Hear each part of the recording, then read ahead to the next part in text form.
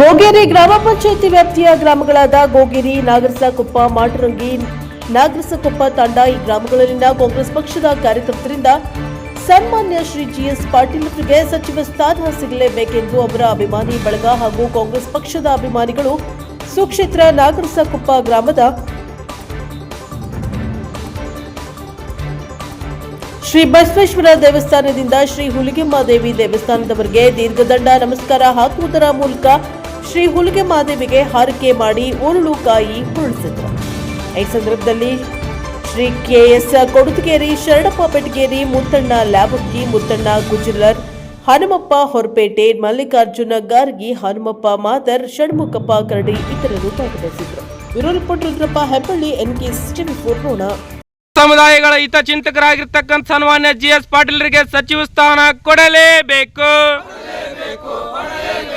ಸಚಿವ ಸ್ಥಾನ ಕೊಡಲೇಬೇಕು. ರೋಣ ಮತಕ್ಷೇತ್ರದ ಅಭಿವೃದ್ಧಿಗಾಗಿ ಜಿಎಸ್ ಪಾಟೀಲರಿಗೆ ಸಚಿವ ಸ್ಥಾನ ಕೊಡಲೇಬೇಕು. 1000 ಕೆರೆಗಳ ಸರದಾರ ಆಗಿರ್ತಕ್ಕಂಥ ಸನ್ಮಾನ್ಯ ಜಿಎಸ್ ಪಾಟೀಲರಿಗೆ ಸಚಿವ ಸ್ಥಾನ ಕೊಡಲೇಬೇಕು.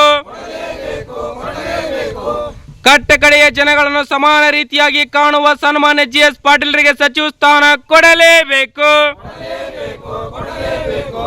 ಎಲ್ಲಿವರೆಗೂ ಹೋರಾಟ.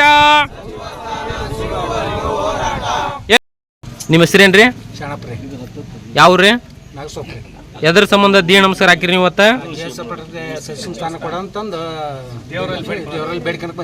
ಅಂದ್ರೆ ಮಾನ್ಯ ಮುಖ್ಯಮಂತ್ರಿಗಳು DK ಶಿವಕುಮಾರ್ ಅವರ ಸಂಪುಟದಲ್ಲಿ ಸನ್ಮಾನ್ಯ ಜಿಎಸ್ ಪಾಟೀಲರಿಗೆ ಸಚಿವ ಸ್ಥಾನ ಖಂಡಿತವಾಗಿ ಬೇಕಂತಂದು ನೀವು ದೇವರಲ್ಲಿ ಮುಡುಪು ಮತ್ತು ಪ್ರಾರ್ಥನೆಯನ್ನು ಮಾಡತ್ತೀರಿ. ನಿಮ್ಮ ಹೆಸರೇನ್ರಿ?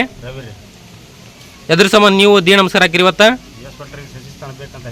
DK ಶಿವಕುಮಾರ್ ಅವರ ಸಂಪುಟದಲ್ಲಿ ಸನ್ಮಾನ್ಯ ಲಿಂಗಾಯತ್ ಸಮುದಾಯದ ಪ್ರಬಲ ಆಕಾಂಕ್ಷಿ ಆಗಿರ್ತಕ್ಕಂಥ ಜಿಎಸ್ ಪಾಟೀಲರಿಗೆ ನೀವು ಸಚಿವ ಸ್ಥಾನ ಕೊಡಲೇಬೇಕಂತೇಳಿ ದೇವರಲ್ಲಿ ಮುಡುಪನ್ನು ಕಟ್ತಾ ಇದ್ರಿ ಇವತ್ತು.